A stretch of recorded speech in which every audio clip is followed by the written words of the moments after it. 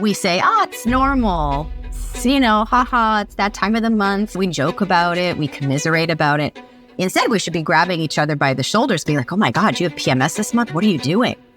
If you take anything away from this conversation today, it's that this whole narrative that like the cycle and women's hormones are this great mysterium, it's just nonsense. You should be leaning into your cycle as an important biomarker.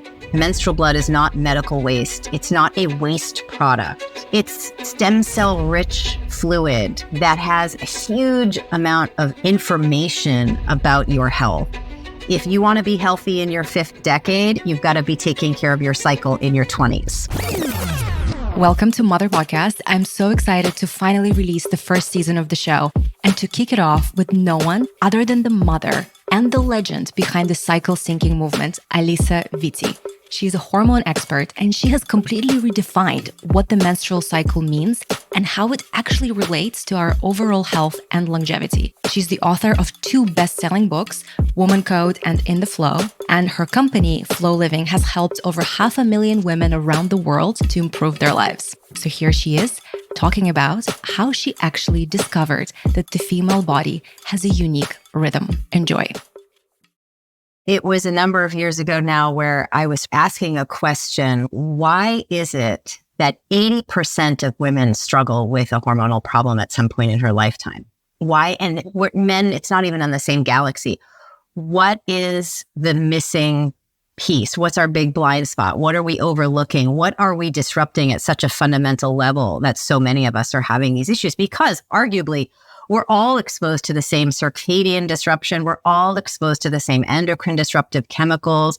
We're all exposed to the same amount of stress. So what is it that we're getting so wrong? And this led me to uncover a biological rhythm that we had not really been looking at as a society, which is the Infadian Rythm.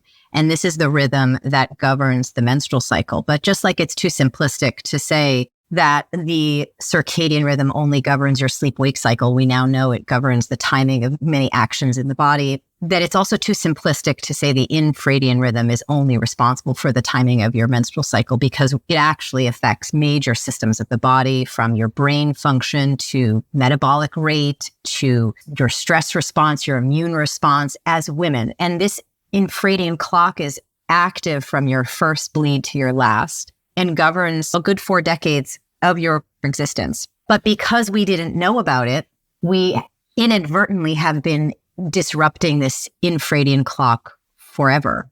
And this is why women fundamentally, compared to men, are having a greater disruption in their hormones overall.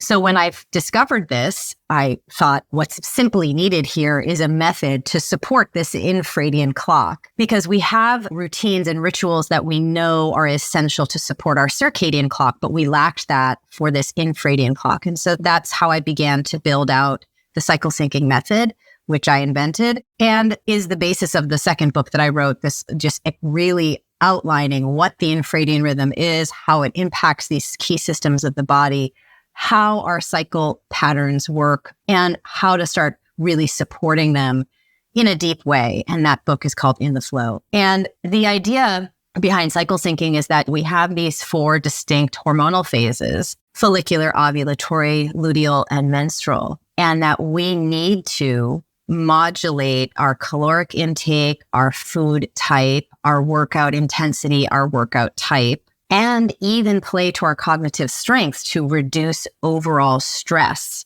throughout these 4 phases in distinct ways. And it becomes a ritual and a routine.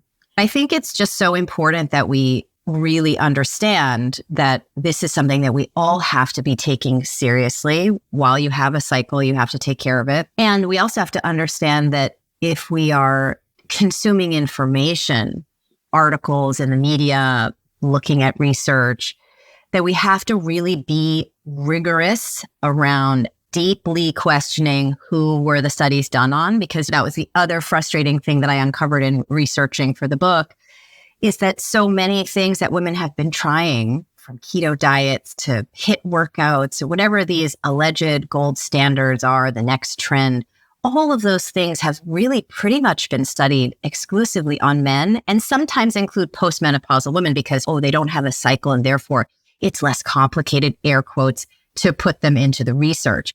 That's just not acceptable or scientifically accurate. And I think we can do better. We should do better. And anyone who's in research, I think funding should really be separately earmarked to make sure that there's enough funding going to specifically looking at these distinctions. And can you talk about, so you mentioned that women's hormones are disrupted at a larger scale than men experience hormone disruptions. Can you just paint the picture of the current status quo, so to speak? How often do women experience hormone imbalances in their life? Are women overall healthy hormonally? What do the numbers tell us right now? Sadly, it's just getting worse. We have an environment that is increasingly endocrine disruptive from a chemical point of view, microplastics, xenoestrogens, pesticides in the food supply. And depending on which country you live in, that's slightly worse or slightly better. And then from a stress point of view, when we look at conversations that Eve Rodsky is having with her book, Fair Play, and just a mental load that women take as caretakers, this is an incredible amount of stress. And why is stress such a problem? Stress impacts the adrenal conversation, the cortisol, the demand for cortisol production. And anytime we have an increase in cortisol production, that has to come from a hormone called pregnenolone. Pregnenolone is something that subdivides into cortisol and progesterone. But if there's an increased demand for cortisol repeatedly, constantly, then it's going to deprioritize what is supposed to be siphoned off for the progesterone production, and it's going to give that back to make more of this cortisol. So stress is a big problem, and we see the overall impact of that in terms of the aging process from a hormonal point of view for women. Women are going through perimenopause much sooner than our historic counterparts. Think back to when the birth control pill was introduced. Married women were having their 7th or 8th child at 48, wow. Right? This was a whole different reality in terms of cycle health that women today are not even able to conceive at 38. And it has to do with progesterone levels and the impact of stress. There's this that's taking place. There's irregularities in the cycle. Then, of course, there's all the unstudied long-term exposure to birth control pills, how that's affecting our cognitive development, how it's affecting our overall ovarian longevity. So it's really not easy for ovaries out there. And from a statistical point of view, you have increasing rates with PCOS, increasing rates of endometriosis, increasing rates of idiopathic infertility. It's not getting better. It's not. This environment that we're in that is fundamentally endocrine disruptive is negatively impacting all humans. Absolutely. And what is the domino effect of our hormone, lack of health, or these disruptions and our hormone health basically going down? How does that influence, at least for women, how does that influence the rest of our health, our brain health, our immune health, our aging? Can you talk about some examples as to how hormone disruptions and imbalances actually go beyond reproductive health and our ability to conceive? Your hormones are really the stuff of life, right? In the sense that it gives you the energy, the creativity, the zest. It nurtures your energy in a way that I don't think we really appreciate properly because, and far too often, women only appreciate this when they start going through their very late stage perimenopausal experience where they start to experience what happens when they are estrogen deprived, what happens when they're progesterone deprived, what happens when you're testosterone deprived. You don't feel like the young, healthy, vibrant self that you want to feel like. And aging really can be looked at as a whole as the slow decline in producing hormones, right? So it's very much a part of our longevity conversation. And we see that in the biohacking community where people are injecting hormones and taking bioidentical hormones, and all of which the idea is to slow down the aging process. Everyone in Hollywood, arguably, that looks like they haven't aged a day, there's a reason for that. They're doing things to manipulate the outcome. It's not just facials and massage and exercise, right? It goes beyond, if it's not a weight loss conversation, there's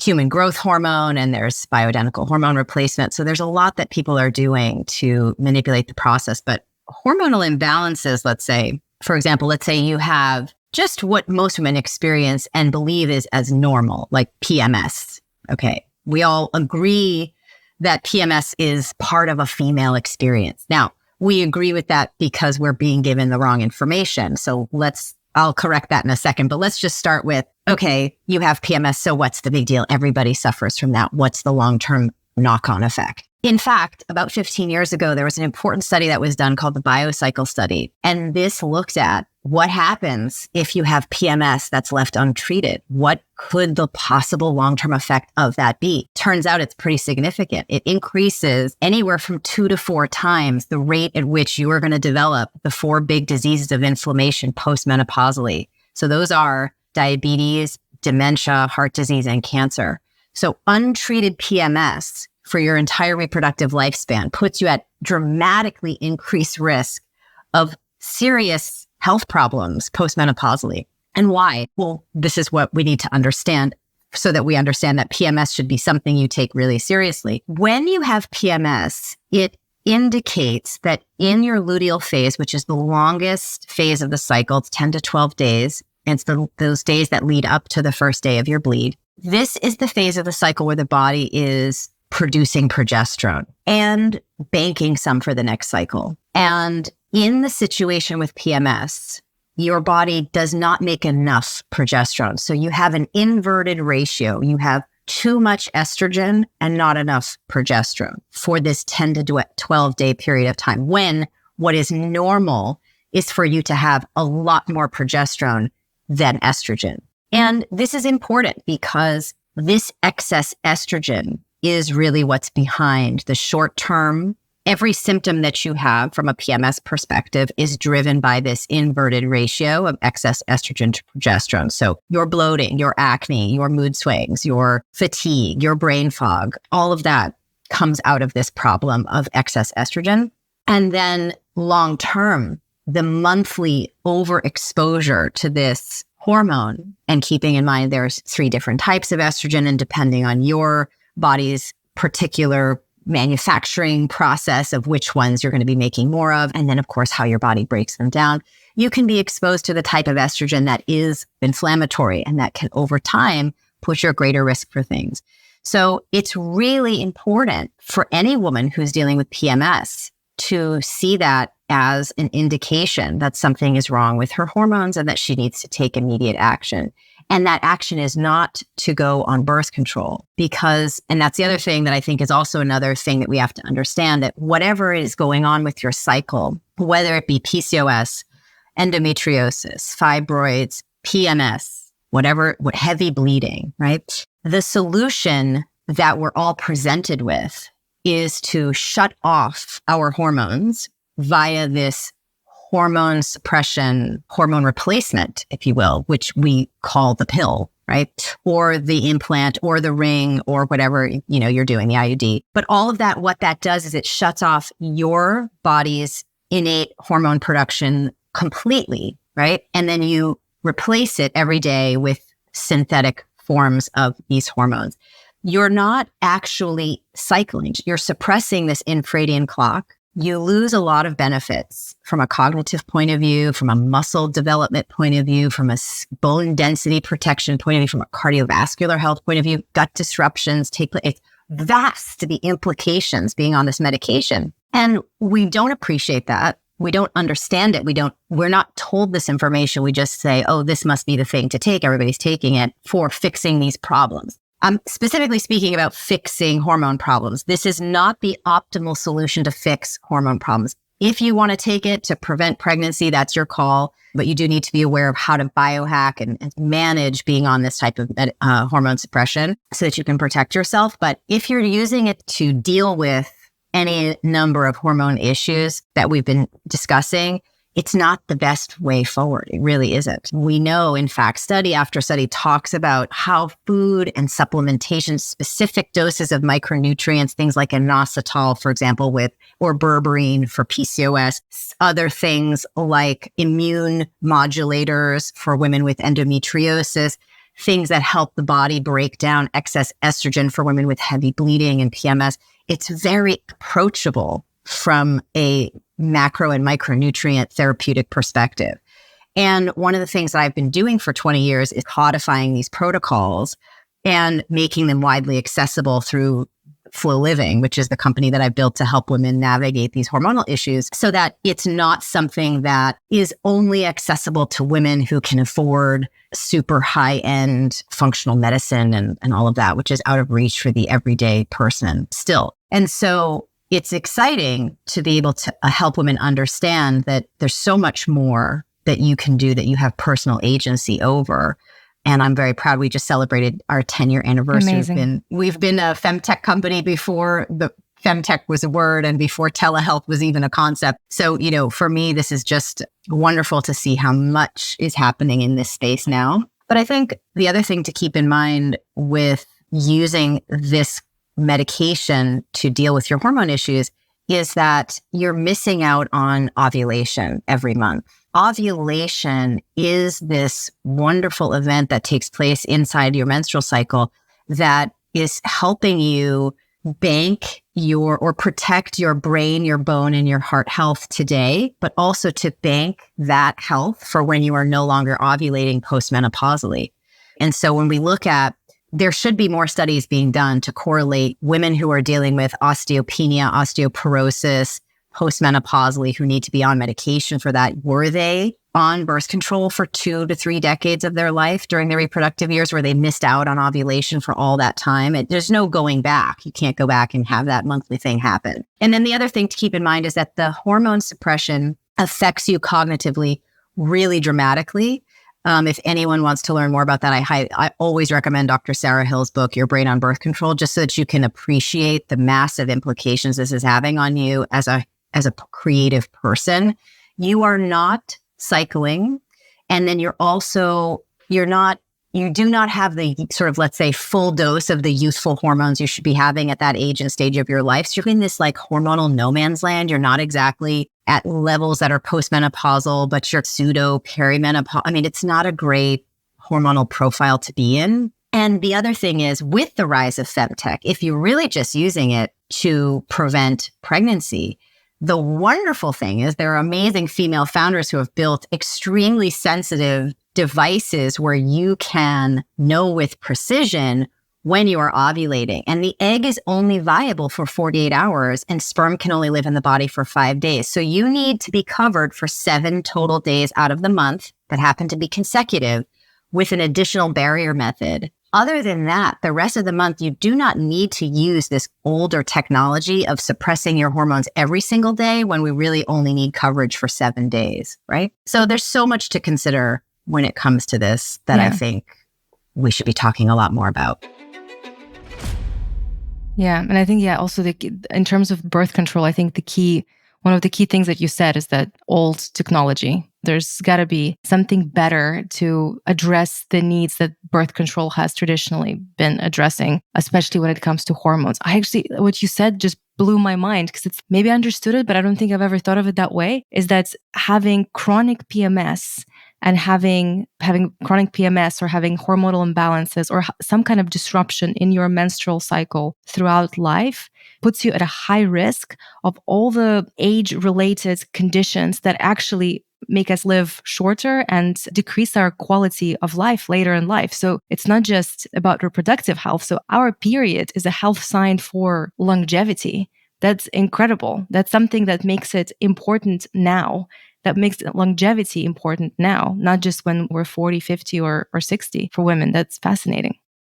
In fact, I think it was back in, 2015, the American College of Obstetrics and Gynecologists decreed that the cycle now must be considered a fifth vital sign. So, like when you go to the emergency room, they take your blood pressure and your temperature and these other 4 vital signs that we have. And we now are supposed to be considering the cycle as important as your temperature, as important as your blood pressure. The challenge, of course, is that while we have an easy tool to measure blood pressure and temperature, we don't have an easy tool to help us evaluate our cycle health the way that we need. And beyond just evaluating the health of it or the status of it, we also are lacking a clear set of guidelines as to what to do in certain situations. For example, if your temperature is elevated there is a cultural narrative that you know without even second guessing it, that there are certain things you should do to try to alleviate an elevated temperature in your body,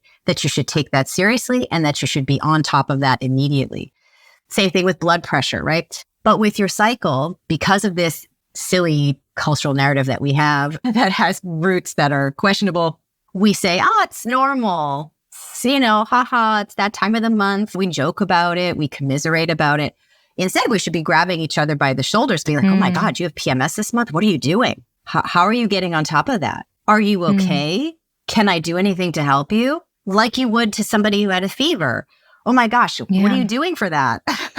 Stay home today. What can I do to help you? We should be, I think, yes, there's a lot that can be done from the top down, from a cultural narrative shift that I know so many of us are working on, but it also can come from the sort of community as a whole. Women can start talking to each other in a very different way and really flagging for each other. Hey, you should be dealing with that. That's not something to joke about. I care about you. And there's research that shows that this is important. And this thing, we're supposed to be taking it seriously. Yeah. What are you going to do about your PMS, right? What are you going to do about your PCOS? How are you going to help that heavy bleeding you have every month? All of these things today create health issues today, decrease quality of life today, but also have far-reaching implications in terms of your future fertility, how you go through perimenopause, how quickly and early you will go through that. And we know from Dr. Lisa Mosconi's work that the more you menstruate, the more you have access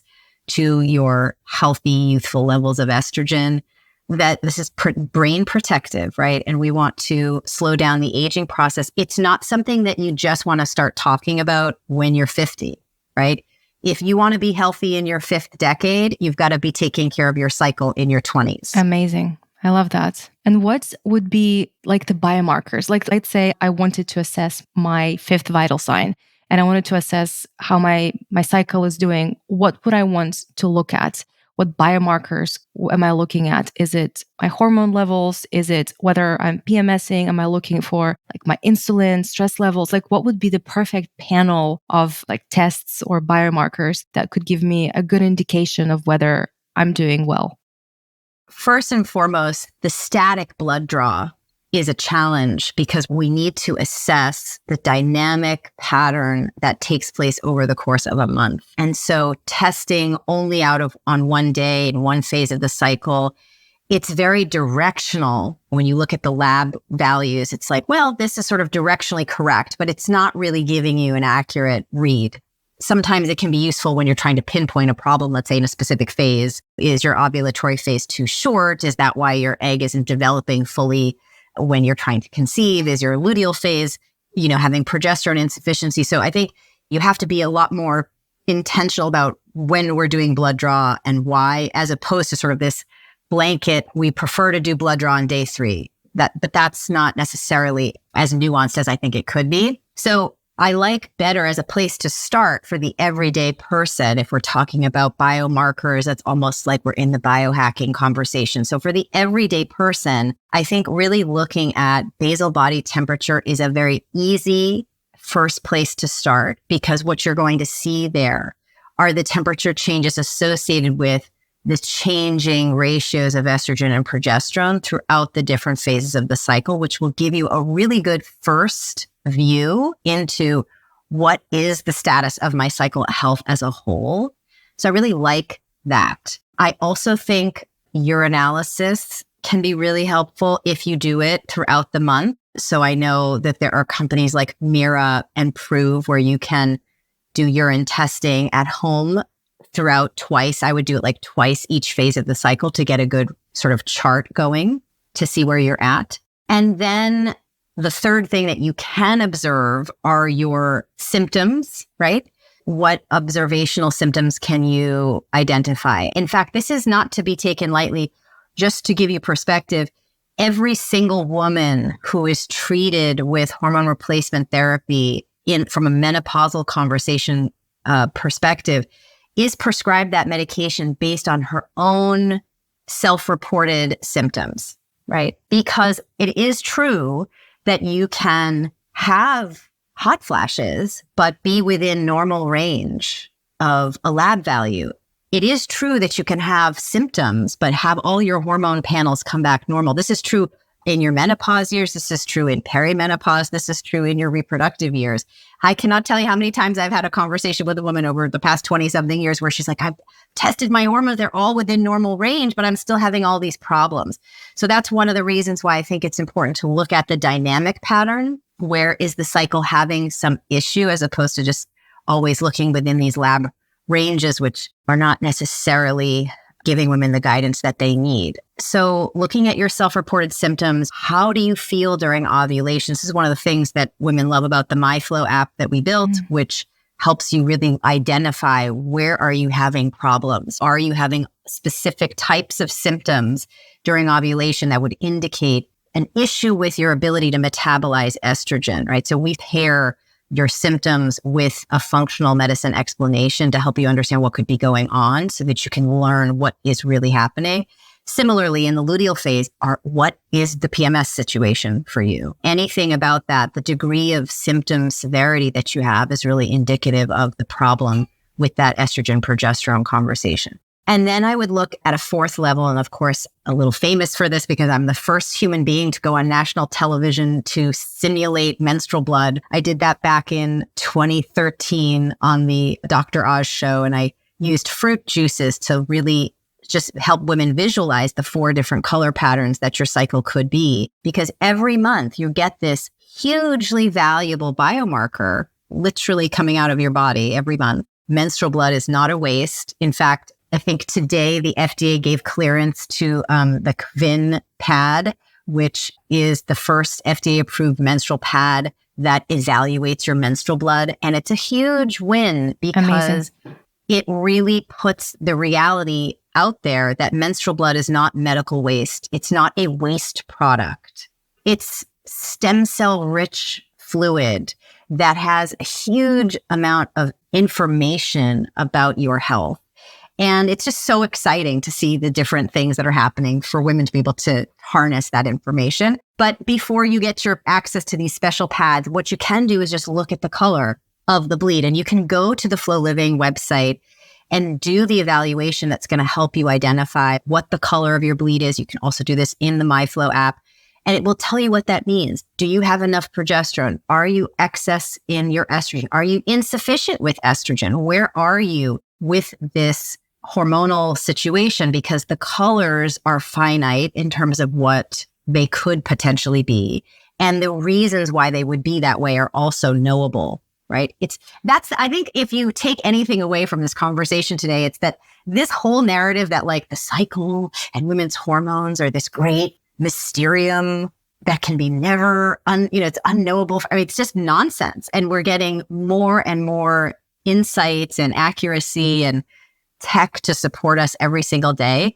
And it's just really thrilling, especially for somebody like me who loves your period more than anybody on the planet, to see all of this coming to birth. It's just amazing. So as far as some of the other things that you mentioned, once you've identified that you have an issue by observing your basal body temperature, by observing your symptoms, by observing your cycle bleed color, then you could go and do some further testing to see what could be at the root cause of that. Right? At the same time, there are also specific, pretty universal reasons why your cycle hormones get disrupted. And this was the basis of my first book called Woman Code.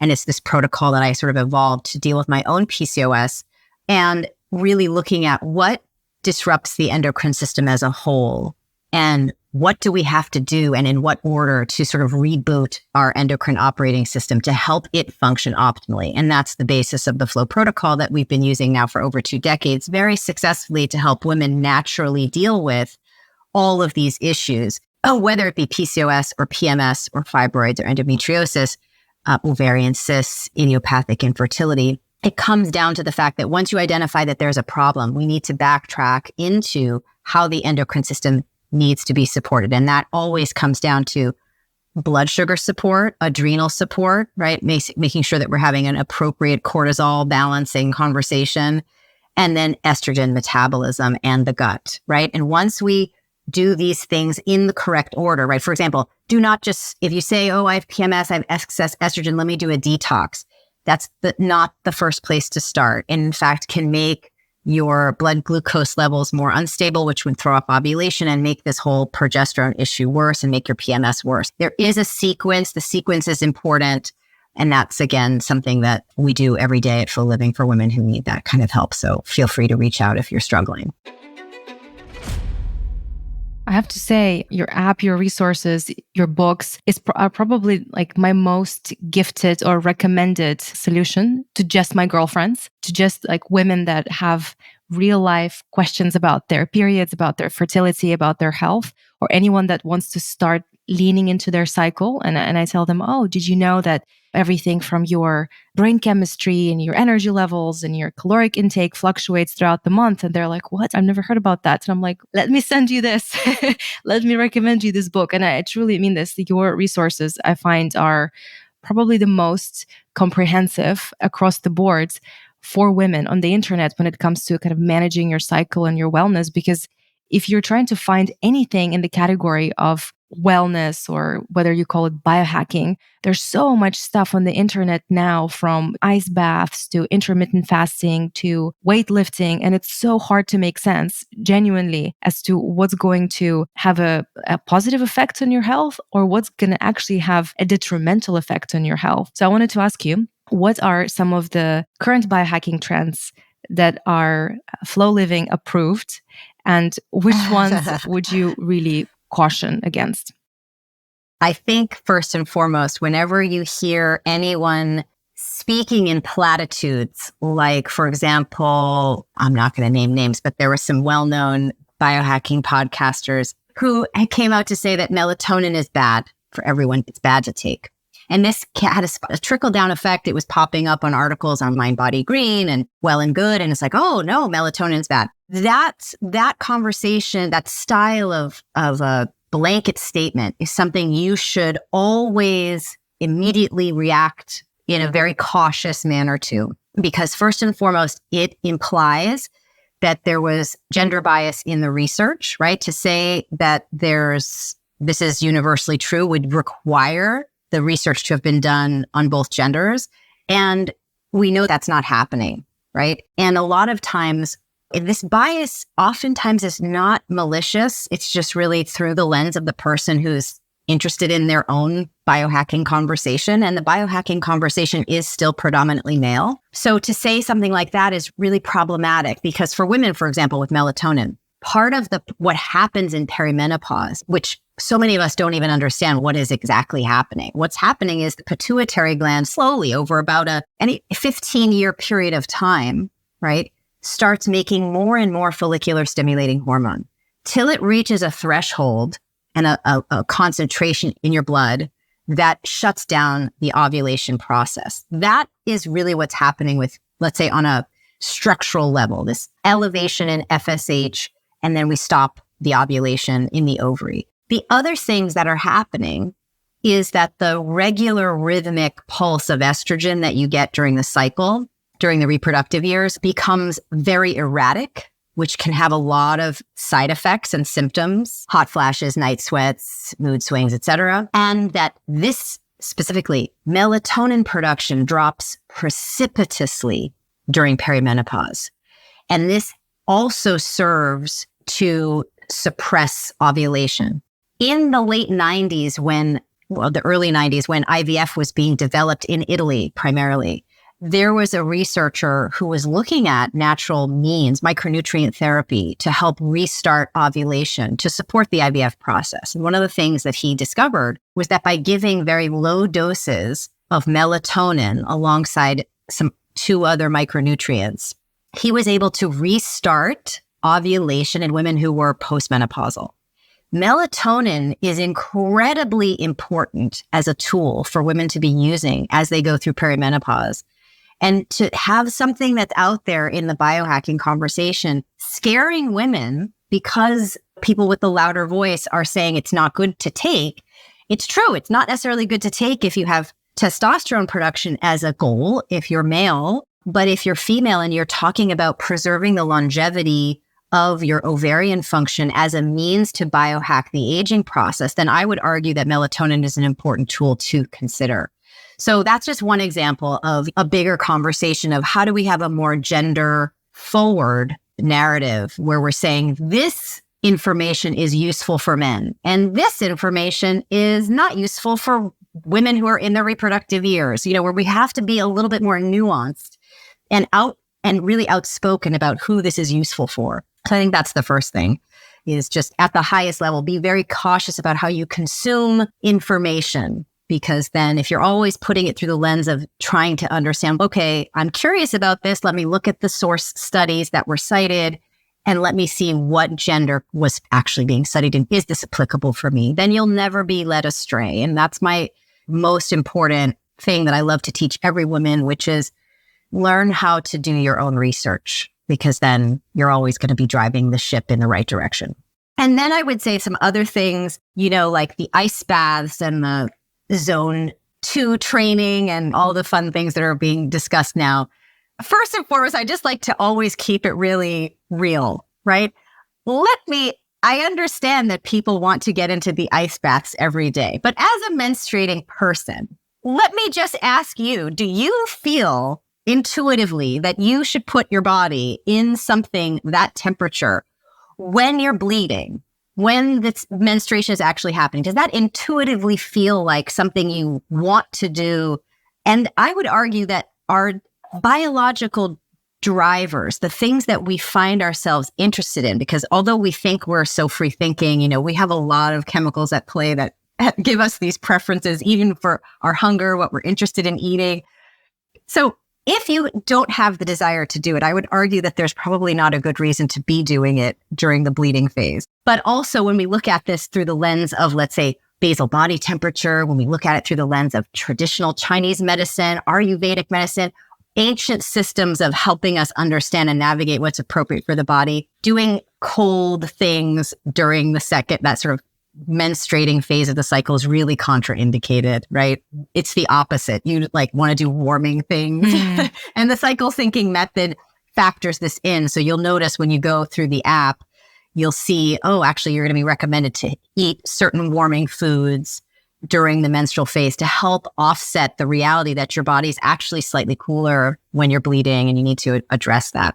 I think it's use some of these things. Would I do an ice bath during ovulation? If I was ever going to do it, I would do it then, because all that estrogen is certainly something that makes the body a little bit warmer. And I think that would be a safe time to do it. I think when you're thinking about even doing fasting, you have to factor in which phase of the cycle you're in to tolerate fasting. You can tolerate longer fasts during the first half of the cycle, the follicular and ovulatory phases of the cycle. Metabolic rate is slower.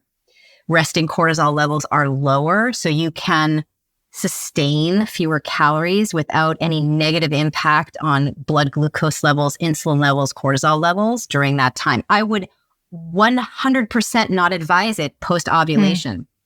You need, and this is what I wrote about in the flow, you need 279 more calories per day in the luteal phase.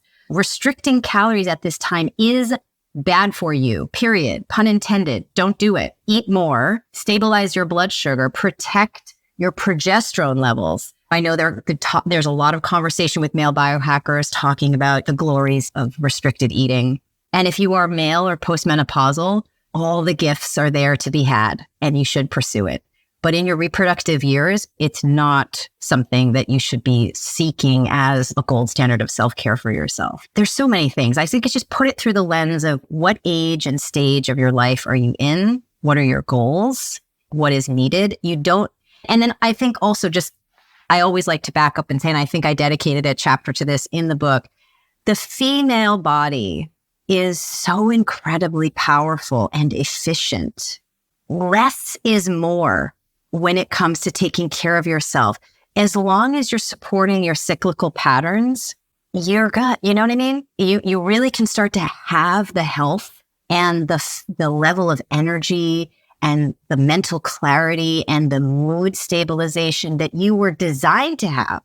It's all the things that you're doing to quote unquote biohack a circadian only physiology, which you do not have, that is causing you to have this suboptimal performance cognitively, metabolically, stress response-wise, immunologically, sex libido. I mean, 68% of women are sexually unsatisfied simply because they don't appreciate where their libido shifts throughout the cycle and what they need to do to quote unquote biohack their orgasm. So if you can really start to synchronize your self-care with your cycle, you're going to find that you're less interested in these extreme things. And then you can revisit them when you're postmenopausal, because then you're back to a circadian only clock and you'll get a lot of benefit from the things that are in the conversation that are really focused on male optimization. I love that. I love that it's really coming back home to our cycle ultimately, rather than going into different extremes and optimizing and which sounds more like a male version of biohacking or wellness. I also wanted to ask you, so you've now have helped thousands of women through Flo. Hundreds of thousands. You now have helped hundreds of thousands of women to balance their hormones and come back home to their cycles through Flo Living. And I wanted to ask you, are there certain patterns, certain mistakes that you see women make again and again that maybe is useful to bring up? And are there certain universal tips or super important wellness techniques or decisions that you find yourself very often through Flo Living or otherwise recommending to women? Yeah, I mean, so many fun things. I think I always like to start with the most controversial one, which is coffee. I've written a very well-read blog article on this, which you can find on the Flo Living site, which I think is titled Why Women Should Reconsider Their Cup of Coffee. And I go into great detail and put all the studies in there to really help you understand that for women, caffeine can be, especially on an empty stomach first thing in the morning as part of a biohacking routine, is really disruptive for your hormones overall. And without spending 20 minutes going into the details, what I can say is there are 50% of the population has a gene variation that prevents them from metabolizing caffeine properly. And then what happens when you are one of these people who are, again, 50% of the population, male or female, when you struggle with this caffeine metabolism, you end up with caffeine toxicity, which you can look up on the Mayo Clinic just to read these symptoms, because so many people read it for the first time and say, oh my God, this happens to me all day long. And I just thought I had anxiety, or I thought I was having an issue, some other issue. But it's really that you're not breaking down caffeine. And to start your day off with something that's so disruptive to blood sugar, to cortisol levels, has a huge long-term effect in terms of how you absorb nutrients, metabolize things throughout the day, how your body is going to be manufacturing your hormones daily, weekly, monthly throughout the cycle. So it's one of those very popular cultural things that we're doing, and it's not good for women for sure. So having a real breakfast within 30 minutes of waking up is really important. It should be protein and fiber forward. There should be some fat and some carbohydrates. It should be very balanced. And you can figure out by using, here's a biohack I do love. I think everyone should do this for about a month just to get a feel for how they react to food. Wear a continuous glucose monitor for a month. Track, how do you respond to certain macronutrient combinations? Are you someone who can have rice and beans at the same time? Or can you only have the beans and only a certain amount, right? Learn your response to carbohydrates and start to craft meals for you throughout the day that keep your blood sugar very stable. The goal for, if you really want to make the biggest, or you want to use the biggest lever that you have to promote hormonal health overall, is keeping blood sugar stable all day long, every day. That does mean that in the second half of your cycle, you're eating more calories, right? And so wearing a CGM can just help you see the black and white of that, as opposed to, unfortunately, how so many women have been conditioned, again, because of the gender bias in research, that assumption that women are smaller men with slightly more sluggish metabolisms who need to restrict calories more and work out more to compensate for their lack of testicles, that this is something that you need to jettison from your operating system. You need to not buy into that. You have a perfectly fantastic metabolism. It just works differently. And you do need to change your calorie intake throughout the day, and you don't need to restrict more. There's nothing, you're not trying to compete with the male metabolism. You're just trying to optimize your own. And so you have to learn your body's response to food, and you need to keep your blood sugar stable throughout the day and throughout the month. And I think that's a really great biohack to do, one that I do love. Another thing that I think women do that's really problematic is not take seriously their endocrine disruptor exposure. You need to do a sweep through your product suites, your hair care, your skin care, your makeup, your clothing, all the stuff about fast fashion and the carcinogens that are contained in these clothes. Anything that has artificial fragrance, anytime you read on the back of any bottle, any product, just the word fragrance, don't buy it or throw it out. You have to really do your best to protect your own internal environment, because the external environment is polluted from an endocrine disruptive point of view. So be vigilant in your own home and on your own body to protect against endocrine disruption as much as possible, because you can be doing all the right things with food, but if you're piling on the chemicals, it's really not going to allow you to really thrive the way that you really want to. Yeah, thank you for that. And I've also been very curious to ask you what your take is. How do you think artificial intelligence might be shaping the future of female wellness, biohacking, hormone health? Do you see AI playing a big role in making it easier for women to stay on top of their cycle health? I'm an optimist, and I would like to say that any new technology is going to be beneficial. And I think that history does typically prove that to be true. So I'd like to say that's more than likely the case, although I'm sure that has yet to be fully explored. But what my concerns are about this is that AI is fed by humans as of right now. And the computers have, even if you just think about the way that we've built computing, short-term memory, long-term memory, we have personified, or we've displaced human tendencies onto the machine to have it be something that we can relate to, right? And AI conversations, whatever's being fed into ChatGPT or whatever, is going to pick up all the gender bias that currently exists in this conversation. And I think it's only going to serve at first to amplify the current problem, which is there's not enough research, there's not enough funding going to research to solve this gender biased issue. And so the information that's coming out could really be just putting a picture frame around that, even more so for women. So in a sense, it might prove to be beneficial in the short term because it will help heighten our awareness of this essential problem.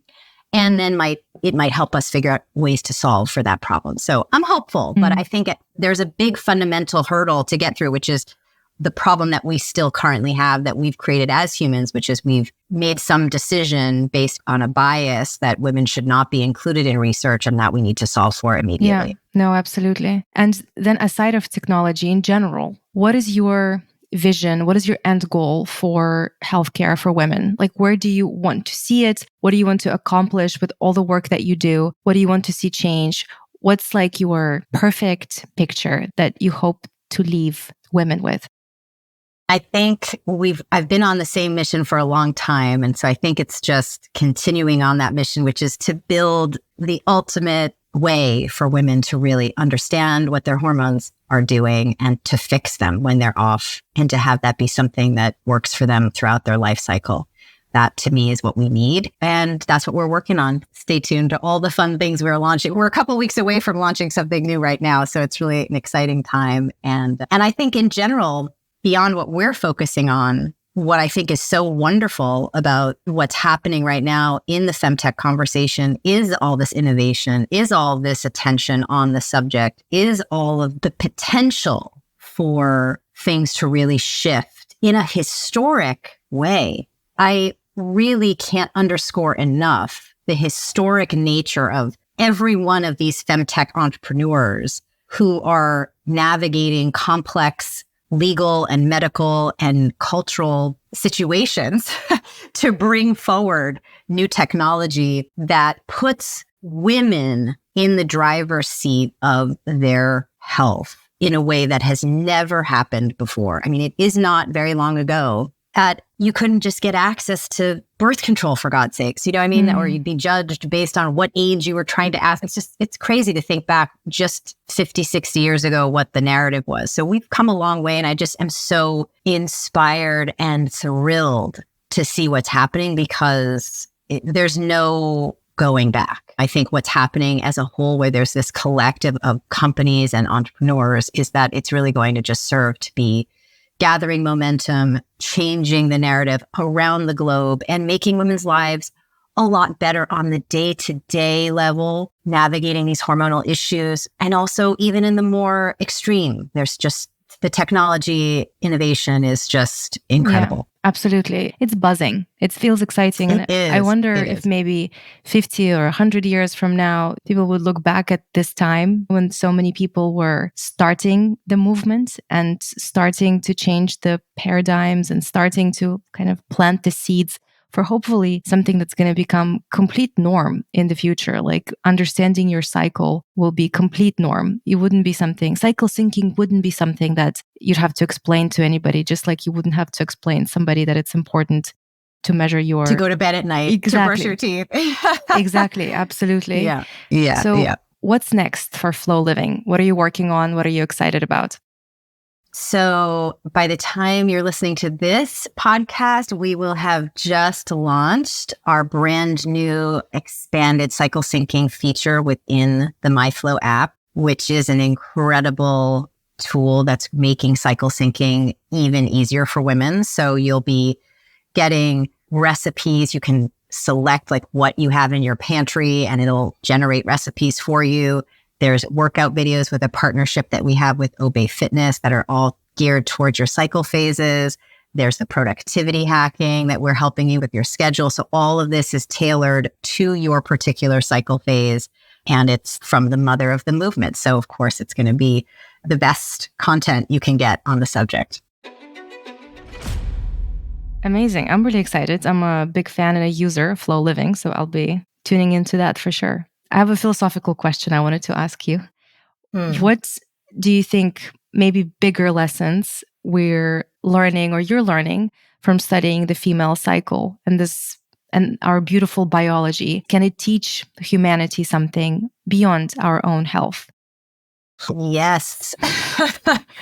Yes. I love that question. Thank you so much for asking it.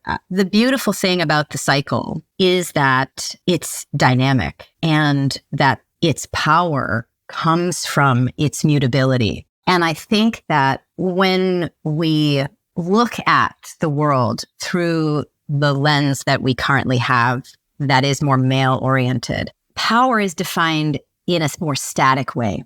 Strength is being the same all the time, producing at the same rate, functioning at the same level all the time. The sameness is equated to strength and power and success. And that doesn't really resonate when you have a dynamic cycle, because you feel different, you are changing. And when we look at the obvious comparison, right, of the seasons of the year and the phases of the cycle, right? It's hard to fully accept that the only definition of strength and power and success is sameness, when there's so much potency in the dynamic seasonal pattern for growing crops, for producing life on this planet, for example. No big deal. And so I think there's an opportunity to redefine this idea of strength and power and success through a female lens, and one that is embracing change, one that is embracing dynamism and mutability, not as a liability, which is the narrative that we're fed, but one that is really a superpower. And that's certainly something that I've been shouting from the rooftops for a long time. But it's not just me. There's a wonderful book put out by two PhDs that I happened to run into at TED Women years ago, fully a decade ago now. And their book is called The Athena Doctrine. Highly recommend everyone to read this book. In it, they cite study after study looking at the geopolitical impact, economic impact of countries that are operating with a more feminine energy premise, if you will, and one that, let's say, is more inclusive of change and community orientation and collaboration and all of that. And they found that, simply put, the countries that are utilizing this practice more are more successful, are healthier as a population, are more economically stable. It's fascinating research. So I think on the individual level, it can be liberating for a woman or a person who is cycling to understand that there is nothing to try to suppress in order to be the best version of yourself. In fact, it's the opposite. Embrace this dynamic energy and your changing nature, because that's going to bring you the most joy and certainly the least amount of impact on your health. But I think societally, just having a broader conversation of what productivity and success and strength look like could have vast geopolitical and economic impacts on the way that we're moving forward. And I think that is no more prescient than right now, as we are entering this new AI age, which will have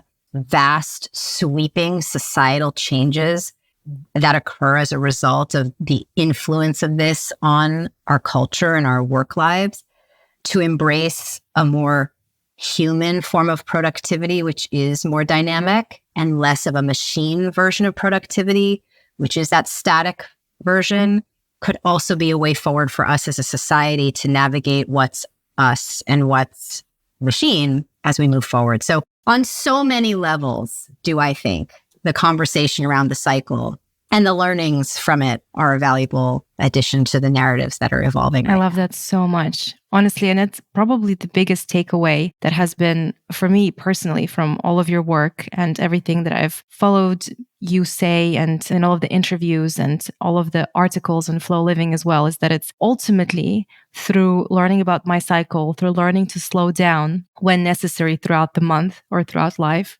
you're actually learning to recondition or decondition yourself from that programming of hustle and productivity. And like you're saying, this 9 to 5 or now 9 to 8 daily regime for success and productivity and achievement. And ultimately, when you start rethinking about that on an individual level, you also start thinking about that philosophically and in general for community and humanity. And I really hope that what's happening now with femtech and this revolution we're having and this awakening women are having, it's like a renaissance. It really feels like one. I don't know. It does. That we are going to go into that place that you're describing that is, as a result, more sustainable for like population and countries and more wholesome and healthy long term. It feels possible. I can't imagine anything but. The arc of history just always keeps moving us forward. So I hope that we continue to make great progress, especially on the front of women. Thank you so much. Thank you for everything that you do. Truly, you've been one of my personal biggest inspirations in women's health and in femtech. I'm sure there's many entrepreneurs that share that, and really appreciate your time. And please do stay in touch. And I will include all of the links in the show notes to Flo Living and various topics that we mentioned during the podcast. Thank you. I know you asked a lot today about like legacy, and I have to say, I feel like it's really an honor to have been impacting so many people for a long time. I take it really seriously. I'm so thrilled that people have taken some of my research and have been trying to figure out ways to expand upon it and make the world a better place, because it was really through the collective efforts that we're going to change things. And it's super, I mean, I'm shocked. And I think I'm shocked too, because when I got started 20 something years ago and I would talk about these things, people would literally look at me like I was a total nutcase. I mean, I cannot tell you how often that happened for a solid 10 to 12 years. Wow. How did you keep going? Like, how did you persevere? Because that's quite tough to overcome. I focused on taking care of the women in my practice. And it's easy to keep the negative conversation